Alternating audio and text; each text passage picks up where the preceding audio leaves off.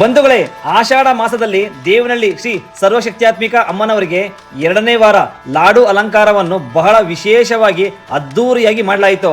ತಾಯಿಯ ದರ್ಶನ ಮಾಡಲು ಸಾವಿರಾರು ಭಕ್ತರು ಬಂದು ತಾಯಿಯ ದರ್ಶನ ಮಾಡಿ ತಮ್ಮ ಕಷ್ಟಗಳನ್ನೆಲ್ಲ ಈಡೇರಿಸಲಿ ಅಂತ ತಾಯಿಯ ಮುಂದೆ ಪ್ರಾರ್ಥನೆ ಮಾಡಿಕೊಂಡ್ರು.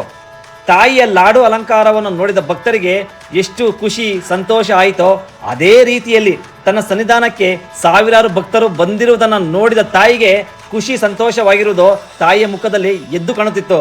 ಹಾಗೆ 3ನೇ ಆಷಾಢ ಶುಕ್ರವಾರ ತಾಯಿಗೆ ಬಳೆಯ ಅಲಂಕಾರವನ್ನು ಬಹಳ ವಿಶೇಷವಾಗಿ ಮಾಡಲಾಗುತ್ತೆ.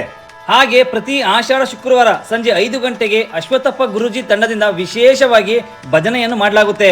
ಸಂಜೆ 6 ಗಂಟೆಗೆ ಸ್ವತಃ ಹೆಣ್ಣು ಮಕ್ಕಳೇ ತಾಯಿಯ ವಿಗ್ರಹಕ್ಕೆ ಕುಂಕುಮಾರ್ಚನೆಯನ್ನು ಮಾಡಲಾಗುತ್ತೆ. ರಾತ್ರಿ 8 ಗಂಟೆಗೆ ತಾಯಿಗೆ ಮಹಾಮಂಗಳಾರತಿ, ಬಂದಿರೋ ಭಕ್ತರಿಗೆ ಪ್ರಸಾದ ವಿನಿಯೋಗವನ್ನು ಕೂಡ ಬಹಳ ಅದ್ಧೂರಿಯಾಗಿ ಮಾಡಲಾಗುತ್ತೆ.